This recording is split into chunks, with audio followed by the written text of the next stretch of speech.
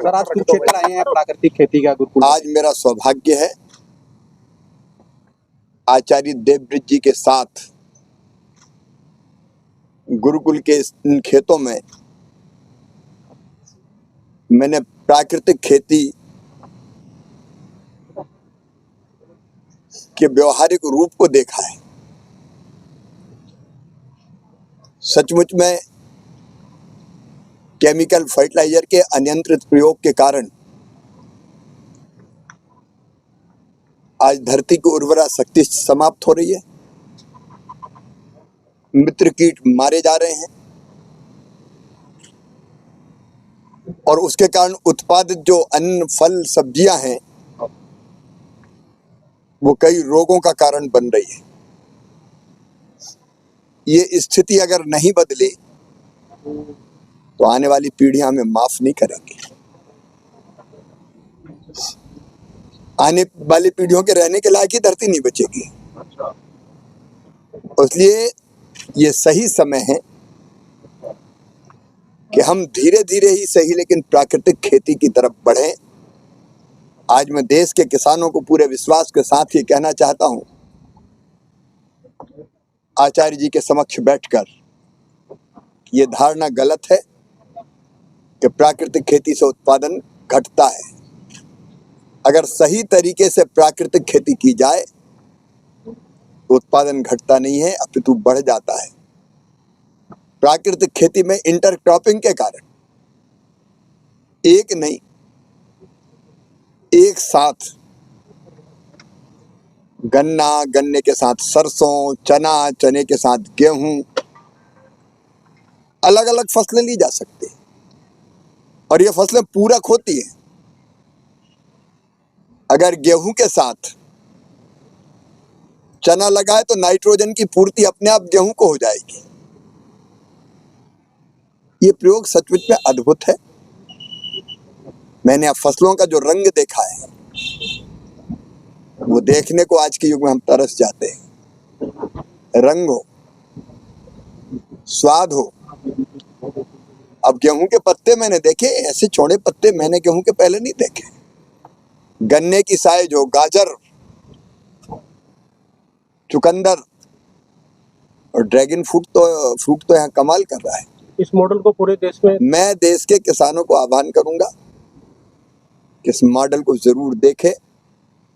प्रधानमंत्री नरेंद्र मोदी जी को मैं हृदय से धन्यवाद देता हूं। प्राकृतिक खेती का मिशन उनके नेतृत्व में बना है और अब बहुत जल्दी राष्ट्रीय स्तर की एक समिति हम गठित कर देंगे और फिर प्राकृतिक खेती का अभी भी अभियान चल रहा है। आचार्य जी चला रहे हैं, कई किसान प्राकृतिक खेती कर रहे हैं, लेकिन एक आंदोलन का इसको स्वरूप देने का हम प्रयत्न करेंगे और देश के किसानों को मैं अपील करूंगा कि पूरे खेत में ना, एक साथ में नहीं कहता, लेकिन 5 एकड़ है तो 1 एकड़ में करके देखो, आधा एकड़ में करके देखो, सही तरीके से। एक शब्द में जरूर कहूंगा, सही तरीके से। और उसके लिए ट्रेनिंग जरूरी है। आचार्य जी का भी ये मानना है। ठीक से किसानों को ट्रेनिंग देके अगर सही तरीके से प्राकृतिक खेती की जाए तो उत्पादन भी बढ़ेगा, गुणवत्ता तो बढ़ेगी ही, धरती बचेगी। अब केंचुआ गांव में देखने नहीं मिलता और केंचुआ वो है जो धरती में 50-50 फुट नीचे जाता है, फिर ऊपर आता है, फिर नीचे जाता है, फिर ऊपर आता है, पूरी धरती को एक तरह से पोली बना देता हो, पत्थर की तरह कड़ी नहीं होने देता। और केंचुआ मिट्टी खाता और मिट्टी देता, वो भी खाद का काम करती है। तो ये प्राकृतिक खेती ही हमारी धरती को बचाएगी, हमारी अन्न की, क्योंकि आज विषाक्त अन्न खा के कई तरह की बीमारियां हो रही हैं, उससे भी बचाएगा। मुझे लगता है कि भगवान की इच्छा थी आचार्य जी के आपके इस प्रयोग को देखने हम लोग आए, तो हजारों लोग यहाँ आ रहे हैं और मुझे पूरा विश्वास है कि अब प्राकृतिक खेती का हमारा मिशन धीरे धीरे भले सही हो लेकिन अब सही दिशा में आगे बढ़ेगा। प्राकृतिक खेती का जनक माना जाता है, ऐसा राष्ट्रपति महोदय भी कह चुकी हैं सर आचार्य देवव्रत के बारे में कि प्राकृतिक खेती का जनक माना जाता है आचार्य देवव्रत। आचार्य हम कहते थे, आज से मैं कहता हूँ ऋषि। ये प्राकृतिक, ये इनका जो चिंतन है वो ऋषि तुल्य है।